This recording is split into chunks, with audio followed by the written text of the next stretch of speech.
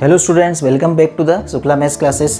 तो आज हम लोग क्या डिस्कस करेंगे, न्यू चैप्टर हमारे बेसिक मैथमेटिक्स का हमारा नेक्स्ट चैप्टर है जिसको हम बोलते हैं लॉगरिथम। अच्छा, हमने जो प्रीवियस लेक्चर किया था उसमें हमने वेविकार मेथड बताया था। तो आई होप आप लोग उसके क्वेश्चंस भी कर रहे होंगे, वेविकार मेथड के दूसरे क्वेश्चंस भी आप सॉल्व करो और उसको अटेम्प्ट करने की कोशिश करो अपनी तरफ से, अपने लेवल पर करो उसको। और जो मैंने कंसेप्ट बताए थे ना आपको, वो सारे कंसेप्ट उसमें इन्वॉल्व हो जाएंगे, ठीक है। तो बेटा हम लोग क्या डिस्कस करेंगे आज, नेक्स्ट चैप्टर लॉगरिथम। अच्छा, लॉगरिथम की ज़रूरत क्यों पड़ी हमको, है ना। लॉगरिथम हम क्यों पढ़ते हैं ना। एक्चुअली क्या होता है कि जैसे आप लोग जब दो चीज़ें होती हैं, जैसे एक लॉगरिथम चैप्टर हो गया, है ना, और दूसरा हो गया आपका फंक्शन चैप्टर।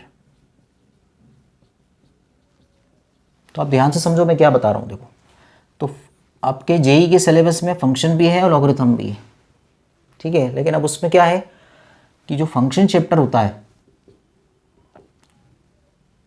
उसके क्वेश्चन ज़्यादा आते हैं, लेकिन उसमें किसका यूज़ होता है, लॉगरिथम का। तो अगर आपको लॉगरिथम अगर अच्छे से नहीं आता है और आप डायरेक्ट फंक्शन चैप्टर स्टार्ट कर देंगे तो जो लॉगरिथम के एप्लीकेशन से जो क्वेश्चन होते हैं फंक्शन में, वो आप नहीं कर पाएंगे, है ना। तो इसलिए आपको क्या करना पड़ेगा, पहले लॉगरिथम पढ़ना पड़ेगा, उसके बाद फंक्शन पढ़ना पड़ेगा आपको, है ना।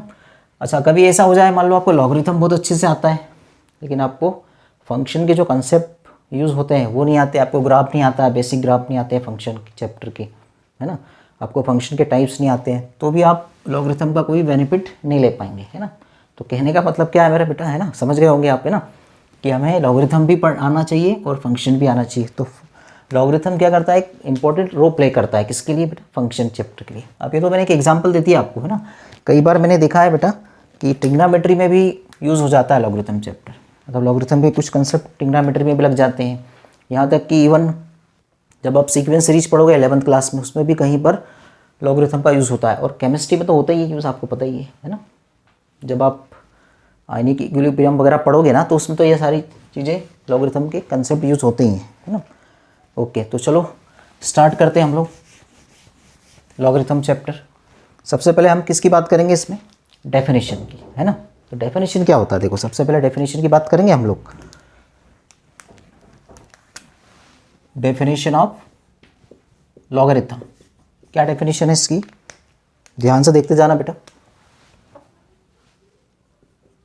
इफ ए की power x equal to n such that a is greater than 0, a not equal to 1 and n is greater than 0, then real number x is called logarithm of number capital N to the base small है। ये definition है बेटा, है ना। अच्छा, definition तो ऐसे समझ में आती नहीं है हम लोगों को, है ना, पता ही है आपको। तो इस डेफिनेशन के अकॉर्डिंग देखो, अभी मैं आपको एक्सप्लेन करूंगा। वैसे इसको डिनोट कैसे करते हैं, it is represented by log a n equal to x, ऐसा लिखते हैं हम इसको, ठीक है। मतलब हो क्या रहा है, देखो बेसिकली जो x है वही लॉगरिथम है, किसका लॉगरिथम है, n का। n एक नंबर है ना, n क्या है, एक नंबर है। तो ये नंबर जो n होता है वो पॉजिटिव होना चाहिए हमेशा। एक बात का ध्यान रखेंगे अपन कि n नंबर कैसा होता है, पॉजिटिव। तो इसका मतलब सर पॉजिटिव नंबर के लॉग डिफाइंड होते हैं, बिल्कुल हमेशा लॉग किसका डिफाइंड होता है, पॉजिटिव नंबर का। तो n ऑलवेज पॉजिटिव नंबर, और ये क्या होता है, उसका बेस होता है। अब सर आपने बताया था कि बेस 1 के इक्वल नहीं होना चाहिए, बिल्कुल नहीं होना चाहिए, और पॉजिटिव होना चाहिए, मतलब a ग्रेटर देन 0 होना चाहिए। मीन्स क्या होना चाहिए, a की वैल्यू पॉजिटिव होना चाहिए, ठीक है। तो यहाँ आप देख पा रहे हो ना कि जो बेस में मैंने a लिखा है लॉग के बेस में, तो इसको पढ़ते कैसे हैं, तो x is called logarithm of number n to the base a, है ना। It is said to be, x is said to be logarithm of number n to the base a, ऐसा पढ़ते हैं हम इसको। तो ये डेफिनेशन है बेटा, ये this is the definition of log. अब देखो आपको तो ये डेफिनेशन कुछ भी नहीं आया है, कोई बात नहीं है ना, डेफिनेशन का कोई इम्पोर्टेंस नहीं है। कब तक इम्पोर्टेंस नहीं होता है डेफिनेशन का? जब तक कि हम उसकी एप्लीकेशन नहीं कर लें, मतलब है ना। अगर एप्लीकेशन आपको इसके अगर नहीं आते और डेफिनेशन आती है आपको, तो कोई काम की नहीं है। अब देखो जैसे कि एग्जांपल लेते हैं हम लोग इसका। सपोज आपको ऐसा लिखा हुआ देखा होगा आपने, 10 स्क्वायर इक्वल टू 100। ये सभी को पता है ना, 10 स्क्वायर कितना होता है? 100 होता है। अगर मैं इसको इसके अकॉर्डिंग देखूँ तो यहाँ पर ए बेस कितना है इसका? 10 है, तो कोई प्रॉब्लम नहीं है, 10 हो सकता है, 0 से ग्रेटर वैल्यू है ना। और n की जगह कितना आ गया बेटा? 100 आ गया, तो n क्या है? एक रियल नंबर है। और जो n है वो भी पॉजिटिव है, देखो ग्रेटर देन 0 है कि नहीं n 100। अच्छा, अगर मैं इसमें लॉग के फॉर्म में लिखना चाहूँ डेफिनेशन से, तो जैसे a की पावर x को मैंने n लिखा है, तो जो बेटा एक्सपोनेंट है ना, एक्सपोनेंट वही आपका लॉग होगा। तो यहाँ पर एक्सपोनेंट क्या है बेटा? एक्सपोनेंट यहाँ पर बेटा कितना है? 2, x को 2 ले रहा हूँ मैं, तो ये एक्सपोनेंट तो हमेशा इक्वल में चले जाता है। जैसे यहाँ पर एक्सपोनेंट इक्वल में आ गया, इसका मतलब सर एक्सपोनेंट ही लॉग होता है क्या? हाँ, तो सिंपल भाषा में क्या बोल सकते हैं हम कि जो a की power x equal to n में जो एक्सपोनेंट n होता है ना, exponent n, that is logarithm of number n। तो यहाँ किसका लॉग हो जाएगा? 100 का लॉग हो जाएगा। n का काम 100 कर रहा है इसमें, देखो n की जगह 100 लिख दो, और बेस में क्या आ जाएगा? 10 आ जाएगा। a का काम कौन कर रहा है? 10 कर रहा है यहाँ पर। तो लॉग 100 की वैल्यू 2 आ गई, देखो आ गई ना। और बेस कितना है बच्चों? 10 है। ठीक है, तो ये एग्जांपल देके मैंने आपको इस बात को एक्सप्लेन किया है, लॉगरिथम की डेफिनेशन को। तो कुछ नहीं है बेटा, बस एक बात का ध्यान रखेंगे आप कि जो a की पावर x अगर n होता है ना, फिर से एक बार रिपीट कर रहा हूँ मैं, अगर a की power x equal to n है तो बस क्या हो जाएगा? एक्सपोनेंट जो है ना, एक्सपोनेंट x, बस उसको इक्वल में रख दो आप, सीधे सीधे एक्सपोनेंट को इक्वल में रख दो और नंबर को उठा के इधर ले आओ n को, और बेस तो बेस में रह जाएगा। बेस a था पहले भी, अभी भी बेस है। बस यही डेफिनेशन है बेटा, ये डेफिनेशन है। तो इतना लंबा चौड़ा याद रखने की ज़रूरत नहीं है आपको। ये सब डेफिनेशन कुछ नहीं करना है अपने को तो सिर्फ इतना से याद रखना है कि अगर a की पावर x n हो तो एक्सपोनेंट इक्वल में चले जाएगा, और लॉग कितना आ जाएगा इसका? n का लॉग x आ जाएगा। मतलब जो एक्सपोनेंट होता है वही लॉग होता है, सीधी सी बात है। बेस का बेस रहेगा, n इधर आ जाएगा, है ना। ठीक है, और वेरी क्विकली एक एग्जाम्पल और लेते हैं, फिर उसके बाद इसको चेंज करेंगे हम। तो सपोज हमारे पास है 2 की पावर 3 इक्वल टू 8। अब आप बता दो जल्दी से क्या लिखोगे इसको? 2 की पावर 3 इक्वल टू 8 लिखा हुआ है ना, तो लॉग में लिखोगे तो कैसे? एक्सपोनेंट को इक्वल में ले आओगे आप। बार बार बता रहा हूँ, एक्सपोनेंट को इक्वल में लाना है। तो एक्सपोनेंट कितना है? 3 है ना, तो एक्सपोनेंट 3 को इक्वल में ले आओ। ठीक है, और यहाँ पर नंबर 8 को यहाँ लिख दो, बेस की जगह आ जाएगा। बस हो गई बात खत्म, है ना। तो यही लॉगरिथम है बस, और कुछ नहीं है। लॉगरिथम यही है, बस सिंपल सी डेफिनेशन है ना, कि अगर a की पावर x n होगा तो एक्सपोनेंट इक्वल में चले जाएगा। एक्सपोनेंट इक्वल में चलेगा, एक्सपोनेंट का मतलब बेटा पावर है ना, पावर हमेशा इक्वल में जाएगी, ध्यान रखो, इक्वल में जाएगी पावर। और n यहाँ पर आ जाएगा, बेस में बेस रहेगा, मतलब ये भी लॉग का बेस होता है। तो a is the base of log. ठीक है, और इंपॉर्टेंट बात क्या ध्यान रखना है कि बेस कभी भी 1 नहीं होगा। ठीक है, बेस नेवर भी 1, बेस कभी 1 नहीं होगा। जैसे यहाँ पर देखो आप, बेस 10 है, यहाँ पर बेस 2 है, 1 कभी नहीं होगा, और नेगेटिव नहीं होगा कभी भी, है ना। और ख़ास बात क्या है कि जो n होता है ना, n भी पॉजिटिव होता है। मतलब आप जिस नंबर का लॉग निकाल रहे हो ना n, वो भी हमेशा पॉजिटिव होना चाहिए। जैसे यहाँ पर n 100 है, ये पॉजिटिव है, ग्रेटर देन 0 है। 8 भी क्या है? पॉजिटिव है, ग्रेटर देन 0 है। बस इतनी सी बात ध्यान रखना है आपको। ठीक है, चलो आगे बढ़ जाते हैं हम लोग नेक्स्ट। अब दो लॉग की डेफिनेशन हो गई बेटा। अब ये इंपॉर्टेंट है कि आपको डेफिनेशन अगर आ गई है तो अब आप जितनी भी प्रॉपर्टीज़ हैं वो सारी प्रॉपर्टीज़ आप प्रूव कर सकते हो। किससे? By using definition. सबसे इंपॉर्टेंट बात क्या है डेफिनेशन की, कि by using definition we can prove all the properties of logarithm, है ना। तो मैं आपके सामने अभी है ना 10 प्रॉपर्टीज़ बताऊंगा आज के लेक्चर में। तो मैं आपको 5 या 6 प्रॉपर्टी बताऊंगा जितना भी पॉसिबल होगा, और रिमेनिंग प्रॉपर्टी आपको नेक्स्ट लेक्चर में बताऊंगा। ठीक है, तो जितना आज पॉसिबल हो सकेंगी प्रॉपर्टीज़ उतनी अपन कवर करने की कोशिश करते हैं। ठीक है, तो ज़्यादा टाइम नहीं वेस्ट करते हुए अपन क्या करते हैं, प्रॉपर्टीज़ पे आते हैं। तो अब जो इंपॉर्टेंट टॉपिक है इसका, that is properties of logarithm. Properties of logarithm, इस पे बात कर रहे हैं हम लोग। तो पहली प्रॉपर्टी क्या है बेटा, देखो ध्यान से। पहली प्रॉपर्टी है कि जो लॉग होता है ना, किसका लॉग? 1 का लॉग हमेशा क्या आएगा? 0 आएगा। तो logarithm of 1 is always 0। Okay, और बेस कुछ भी हो, है ना, बेस कुछ भी हो हमेशा जीरो आएगा। जैसे सपोज फॉर एग्जांपल, जैसे किसी ने बोला आपसे कि log 1 की वैल्यू बेस 3 पे कितनी होगी, तो आप बोल दोगे 0। ओके। किसी ने बोला log 1 की वैल्यू कितनी होगी, बेस 10 लगा दो, तो आंसर क्या लिखोगे आप 0। किसी ने बोला कि log 1 की वैल्यू बेस ई पे कितनी होगी, तो आप बोलोगे 0 होगी। ओके, मतलब 1 का लॉगरिथम हमेशा 0 होता है। अच्छा, अब इस बात को सर ये कैसे मान लें हम कि आपने बोल दिया कि log 1 0 होता है, आपने तो ये बोल दिया कि log 1 0 होता है, कैसे होता है, हाउ, वाई? तो अपने आप से क्वेश्चन करो आप। मैंने कल भी मतलब पिछले लेक्चर में ही बोला था आपको कि हमेशा मैथमेटिक्स को कैसे पढ़ना है, अपने को हर बात में क्वेश्चन करना है कि सर 1 का log 0 क्यों होता है। तो बहुत ही सिंपल है, डेफिनेशन बताएगी आपको ये 0। आपने लॉगरिथम की डेफिनेशन पढ़ी है ना, तो बस डेफिनेशन से पता लग जाएगा आपको। तो देखो इसका प्रूफ देता हूँ मैं आपको यहाँ पर, इसका प्रूफ देखते हैं हम लोग। सिंपल सी बात है, जैसे आपने बचपन में पढ़ा होगा, किसी भी नंबर की पावर, पॉजिटिव नंबर की पावर अगर आप 0 करोगे तो क्या आता है, हमेशा 1 आता है। और ये पॉजिटिव है, मैंने पहले ही बोला, बेस ग्रेटर देन 0 है ना। तो पॉजिटिव नंबर की पावर 0 कितनी आएगी बेटा, 1 आएगी। जैसे 2 की पावर 0 1 होती है, 3 की पावर 0 1 होती है, 4 की पावर 0 1 होती है, 10 की पावर 0 1 होती है। तो ये कोई ऐसी नंबर है पॉजिटिव नंबर, उसकी पावर 0 क्या होगी, 1 होगी। अब आप बताओ मेरे को डेफिनेशन क्या लिखी थी आपने, आपने डेफिनेशन क्या लिखी थी, डेफिनेशन ऑफ लॉगरिथम क्या लिखी थी बेटा आपने अभी थोड़ी देर पहले। ए की power x equal to n को लिखने का तरीका क्या बताया था हमने डेफिनेशन में। जब ए की power x equal to n होता है ना बच्चों, देन वी एक्सपोनेंट को हम क्या करते हैं, इक्वल में कर देते हैं। एक्सपोनेंट को इक्वल में कर देते हैं अपन, है ना, बार बार बोल रहा हूँ, एक्सपोनेंट को इक्वल में करना है। बेस में बेस लगाना है। अब ए की तो बची चीज़, क्या बची इसमें, एन। तो एन कहाँ आ जाएगा, यहाँ आ जाएगा एन। अब आप मुझे बताओ ये डेफिनेशन अगर मैं यहाँ अप्लाई कर दूँ इसकी जगह पर, जैसे ए की power x equal to n की जगह ए की पावर इक्वल टू 1 लिखा है, ए की पावर 0 इक्वल टू 1 लिखा है, ये डेफिनेशन यहाँ लगा दूँ मैं, तो बाय डेफिनेशन क्या बोल सकता हूँ मैं, एक्सपोनेंट इक्वल में जाना चाहिए। सर अपने एक्सपोनेंट को इक्वल में करा, तो सर यहाँ पर 0 को इक्वल में कर दो, बहुत बढ़िया, है ना, एक्सपोनेंट को इक्वल में कर दिया। सर अपने बेस में बेस ही रखा था यहाँ पर, तो यहाँ पर बेस क्या है, बेस में रहेगा।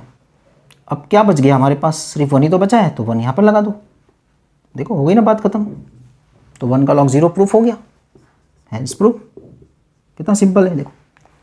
तो अपन बता सकते हैं कि 1 का लॉगरिथम हमेशा क्या आएगा, 0 आएगा, है ना। तो कोई भी आपसे बोलेगा ना बेस कुछ भी लगा दे भले ही, अच्छा बेस में 1 नहीं लगा सकते हैं ना, बेस में 1 के अलावा कुछ भी लगा दो, पॉजिटिव नंबर, कोई भी पॉजिटिव नंबर लगा दो बेस में, है ना, 1 के अलावा एक्सेप्ट 1 कुछ भी लगा दो, तो आंसर क्या आएगा, 1 का लॉगरिथम हमेशा 0 आएगा। 1 का लॉग हमेशा 0 आता है, ये पहली प्रॉपर्टी बच्चों। अब देखो, अब आते we move to the property number 2। Property number 2 क्या है बच्चों, देखो ध्यान से। अगर बेस और आपका नंबर अगर दोनों इक्वल आ जाते हैं तो आंसर क्या आता है, 1 आता है। मतलब ऐसा नंबर, जैसे सपोज एग्जांपल लेके देखें, अगर हम एग्जांपल लेना चाहें तो ले सकते हैं क्या, हम बिल्कुल ले सकते हैं। सपोज आपने लॉग का बेस 2 लिया, इधर भी 2 ले लिया, तो आंसर आएगा आपका 1। मतलब आप जिस नंबर का लॉग निकाल रहे हो ना, बेस में भी वही नंबर आ जाए तो आंसर आपका 1 आएगा। आप लॉग निकालना चाहते हो किसका, 5 का, बेस में भी 5 आ गया तो आंसर क्या आएगा, 1 आएगा। ठीक है, अब ये कैसे हो रहा है जरा इसको समझने की कोशिश करते हैं अपन, है ना, क्यों हो रहा है ऐसा, ऐसा क्यों होता है सर। चलो इस बात को प्रूव करके देखते हैं हम लोग। तो मैंने क्या बोल रहा हूँ, बार बार बोल रहा हूँ मैं कि बेटा जब भी आप किसी प्रॉपर्टी को आप देख रहे हो ना, तो आप ये सोचो कि क्यों हो रहा है ऐसा, why this will be equal to 1, why this will be equal to 1। Okay, तो बस कुछ नहीं, बस आप डेफिनेशन को ध्यान रखो। अच्छा, हमें ये तो बात पता है ना कि ए की पावर 1 इक्वल टू क्या होता है, ए होता है, सभी को पता है ये। अगर मैं ए की पावर 1 करूँगा तो आंसर क्या आएगा मेरा, 1 ही आएगा। किसी की भी पावर 1 करूँगा नंबर की, पॉजिटिव नंबर की, तो आंसर क्या आएगा, नंबर इटसेल्फ आ जाएगा। जैसे यहाँ पर ए की पावर 1 करी तो ए आ गया फिर से। ओके, अब मुझे बताओ बट डेफिनेशन ऑफ लॉग बताओ मुझे, फिर से एक बार आपके सामने डेफिनेशन आ रही है, ये बार बार आएगी डेफिनेशन आपके सामने, है ना, पीछे नहीं छोड़ेगी आपकी पूरी प्रॉपर्टी पे। जब तक आप लॉग पढ़ोगे जब तक डेफिनेशन चलेगी। जैसे मैंने बताया था आपको डेफिनेशन, ए की power x equal to n क्या होता है, अगर ऐसा गिवन होता है तो एक्सपोनेंट को आप इक्वल में कर देते हो। पहले एक्सपोनेंट को क्या कर दो बच्चों, इक्वल में, बेस में ए लगा देते हो। ठीक है, एक्सपोनेंट को तो आपने इक्वल में कर दिया, बेस में ए लगा दिया, और यहाँ पर आ जाएगा एन।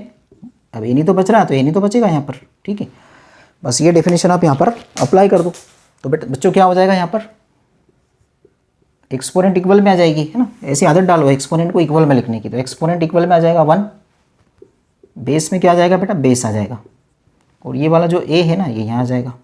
मतलब यहाँ पर एन का काम कौन कर रहा है, ए कर रहा है, तो एन के प्लेस पे क्या आएगा, ए आएगा ना, बस हैंड्स प्रूफ। तो क्या सर सारी प्रॉपर्टी ये इससे प्रूफ हो जाएंगी क्या हमारी, क्या सारी प्रॉपर्टी हमारी डेफिनेशन से प्रूफ होंगी, बिल्कुल प्रूफ होंगी डेफिनेशन से, है ना, सारी प्रॉपर्टी आपके डेफिनेशन से ही प्रूफ होंगी, ठीक है, ओके। बात आ रही ना समझ में सभी को, है ना, बहुत सिंपल सी चीज़ है।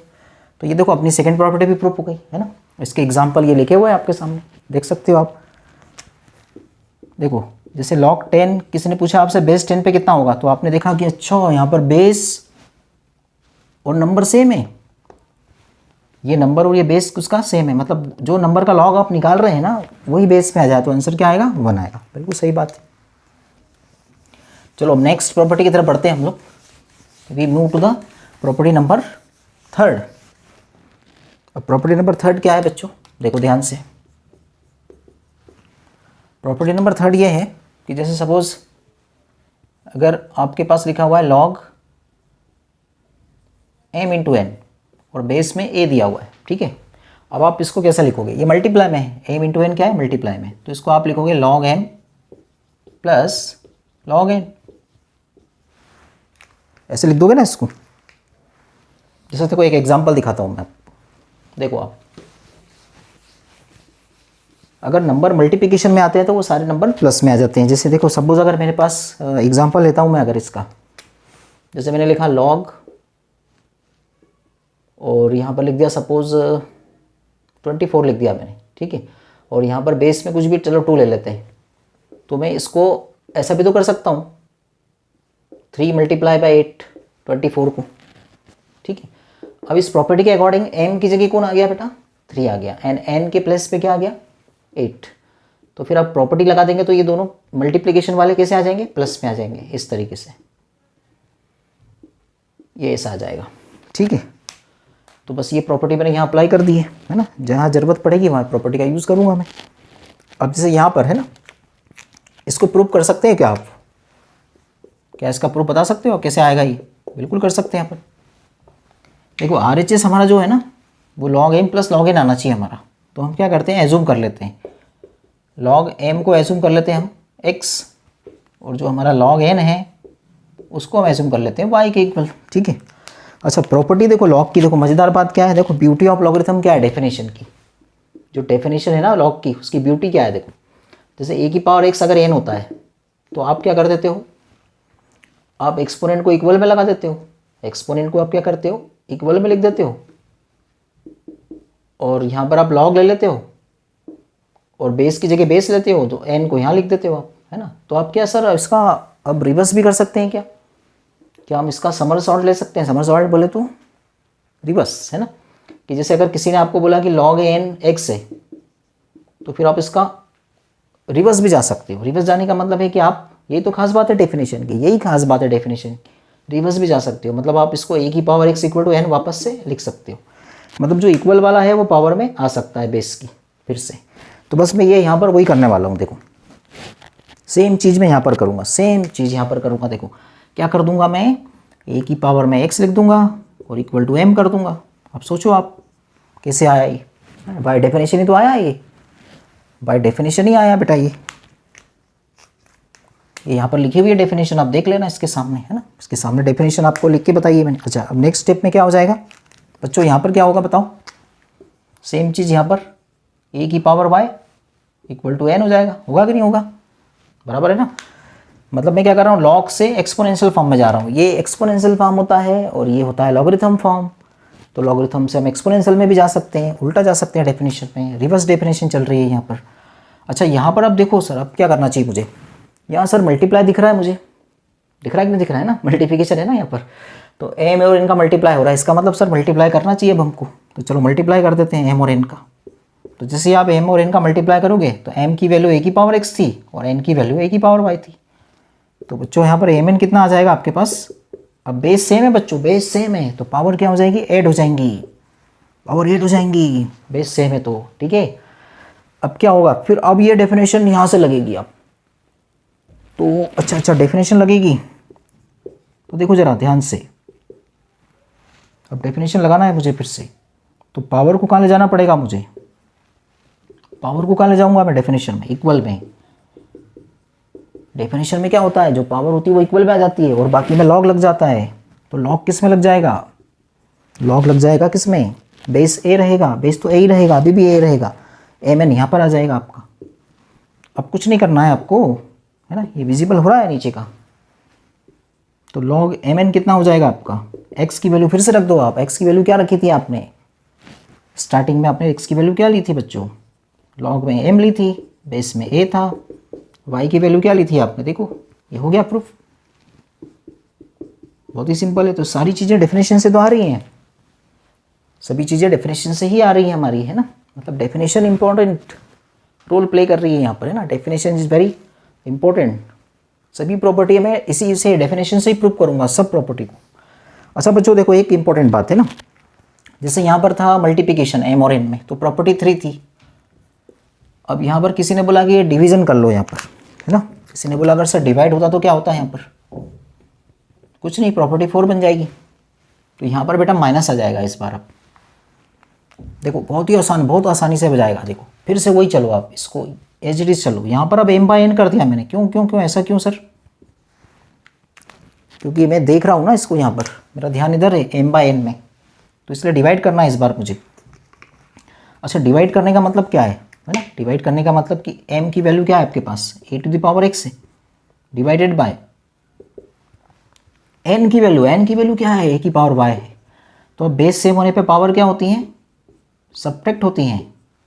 तो इस बार a की पावर क्या हो जाएगी, x माइनस वाई हो जाएगी, बराबर है ना। a की पावर y माइनस हो जाएगी ऊपर जाके,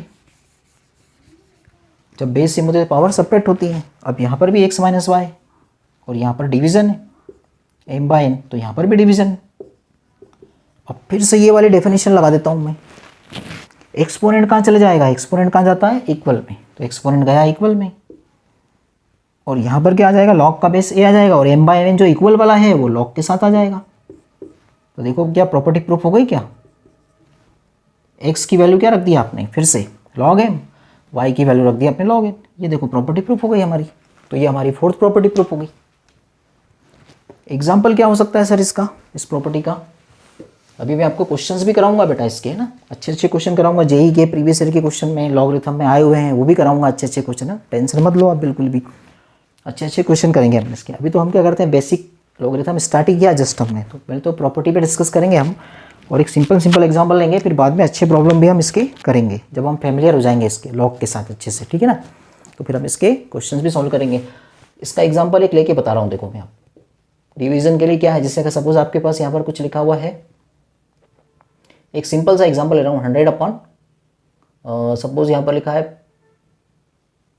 21 और यहाँ पर बेस में कुछ भी जैसे 10 लिया है, तो अब इसमें m बाय n वाली प्रॉपर्टी लग जाएगी, डिवीजन है ना, यहाँ पर डिवीजन रूल लगेगा, तो माइनस आ जाएगा बस बीच में, दिख रहा होगा आपको प्रॉपर्टी से, है ना। m की जगह 100 रख दो और n की जगह कितना रख दो, 21, तो इन प्लेस ऑफ m 100 आ जाएगा और n के प्लेस पे 21 आ जाएगा। सिंपल सा एग्जाम्पल। तो सीधी सी बात, एक बात ध्यान रखो, मल्टीप्लिकेशन में होगा लॉग के साथ तो प्लस में आएगा और डिवीजन होगा तो बीच में माइनस लगेगा, डिवीजन में माइनस लगेगा और मल्टीप्लिकेशन में प्लस लगेगा। डेफिनेशन हमेशा यही यूज़ करूँगा मैं हर क्वेश्चन में, ठीक है। कभी मैं इस डेफिनेशन को सीधे लगा दूंगा, कभी रिवर्स लगाऊंगा, दोनों तरफ से चलने दूंगा मैं, ठीक है। चलो now we move to the property number 5। जल्दी से हम प्रॉपर्टी नंबर 5 पे काम करेंगे। अब देखो, अब प्रॉपर्टी नंबर 5 क्या है जरा देखते हैं पर। चलो डेफिनेशन बेटा हर बार क्या हो रही है, डेफिनेशन यही लग रही है हर बार डेफिनेशन यही लग रही है, हर बार लग रही है यही डेफिनेशन, है ना, हर प्रॉपर्टी। तो इसको अपने काम करते हैं, लिखा रहने देते हैं इधर, है ना, लिखे रहने देते हैं इसको। चलिए आइए प्रॉपर्टी नंबर 5 की बात करिए। तो प्रॉपर्टी नंबर 5 क्या है, लॉग m की पावर n इक्वल टू क्या होता है, n लॉग m होता है। ये आपकी प्रॉपर्टी नंबर 5 है। अब इसको कैसे प्रूव करोगे, इसको प्रूव करना भी बहुत आसान है। एज्यूम कर लेते हैं हम लोग किसको, लॉग a m की पावर n को x एज्यूम कर लिया हमने, LHS को x बोल दिया, ठीक है। अब आप देखो यहाँ से लॉग m की पावर n लिखा है इक्वल टू x लिखा हुआ है यहाँ पर, ठीक है। अब यहाँ पर जैसे m की पावर n है तो मैं इसको कितनी बार लिख सकता हूँ बेटा? किसकी बात कर रहा हूँ मैं? m की पावर n की कितनी बार लिखूंगा इसको? m इंटू एम को कितनी बार लिखूँ m में? कोई बता सकता है मुझे? बोलो बोलो बोलो, कितनी बार लिखूँ m को? n times. कितनी बार? बहुत बढ़िया, n टाइम्स लिखूंगा इसको। और इक्वल टू कितना आ जाएगा बच्चों? x आ जाएगा, है ना। इस तरीके से हुआ, हमें समझ ही नहीं आया ये तो। आपने बचपन में पढ़ा होगा ना बेटा। देखो इसको हटा देते हैं, फिर आपको एक्सप्लेन करते हैं इस बात को। जैसे अगर 2 की पावर 3 लिखा होता है बेटा, तो 2 को कितनी बार मल्टीप्लाई करते हो आप? कितने टाइम? 3 टाइम्स कि 4 टाइम्स? 3 टाइम्स। ओके। अगर 2 की पावर 4 लिखा होता है तो 2 का मल्टीप्लाई 2 में कितनी टाइम करते हो आप? 4 टाइम्स। 2 की पावर 5 होगा तो 5 टाइम्स करोगे। तो m की पावर अगर n लिखी हुई है तो m का m में मल्टीप्लाई कितनी बार होगा? n टाइम्स होगा कि नहीं होगा? हो गई बात? क्लियर हो गई? आगे बढ़ें फिर अब। चलो अब यहाँ पर बताओ कौन सी प्रॉपर्टी लगाना चाहिए आपके अकॉर्डिंग। यहाँ पर मल्टीप्लिकेशन आ रहा है कि डिवीजन आ रहा है? m का मल्टीप्लाई हो रहा है या डिवीजन हो रहा है? मल्टीप्लाई हो रहा है। तो प्रॉपर्टी कौन सी लगेगी लॉग वाली इसमें? क्या ये वाली प्रॉपर्टी लगेगी क्या मल्टीप्लिकेशन की? अगर मल्टीप्लिकेशन होता है तो प्लस आता है क्या? सर आपने बताया था हाँ सर प्लस ही आता है। तो ये सारे जो नंबर हैं मल्टीप्लिकेशन में है बेटा, तो आपको क्या करना है? प्लस लगाते जाना है। अच्छा कितनी बार करोगे ये प्लस? देखो मल्टीप्लाई में है ना, ये मल्टीप्लाई में, इसलिए प्लस आते जा रहा है। ये वाली प्रॉपर्टी लग रही है इसमें, है ना। ये प्रॉपर्टी हम लगा रहे हैं, जब भी मल्टीप्लिकेशन में तो प्लस करना है। तो कितनी बार लिखूंगा मैं इसको लॉग m को? बताओ बताओ जल्दी बोलो। n टाइम है ना बेटा, तो n टाइम्स लिखूंगा इसको।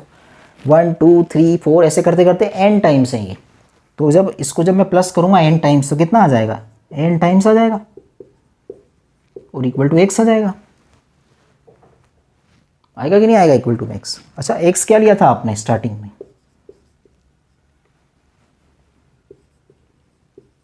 Are you able to see here? x की वैल्यू क्या है बेटा? फिर से रख दो आप इसमें, वापस पुट कर दो। लॉग m की पावर n हैंस प्रूफ। देखो आ गया ना। लॉग a की पावर m की वैल्यू n लॉग m आ रही है। बिल्कुल सर यही तो आ रही है आपकी। प्रूफ हो गया ये प्रॉपर्टी। एग्जाम्पल देखो इस प्रॉपर्टी का। एग्जाम्पल भी बता ही देते हैं ना। अब क्या जब इतना प्रूफ बता दिया तो एग्जाम्पल बताने में क्या है ना। तो जैसे अगर मान लो मेरे पास है लॉग कि बेस में यहाँ पर सपोज 10 है और यहाँ पर लिखा है 8, तो हम क्या करेंगे पता है आपको? इसको 10 का पावर 5 लिख देते हैं। चलो थोड़ी देर के लिए।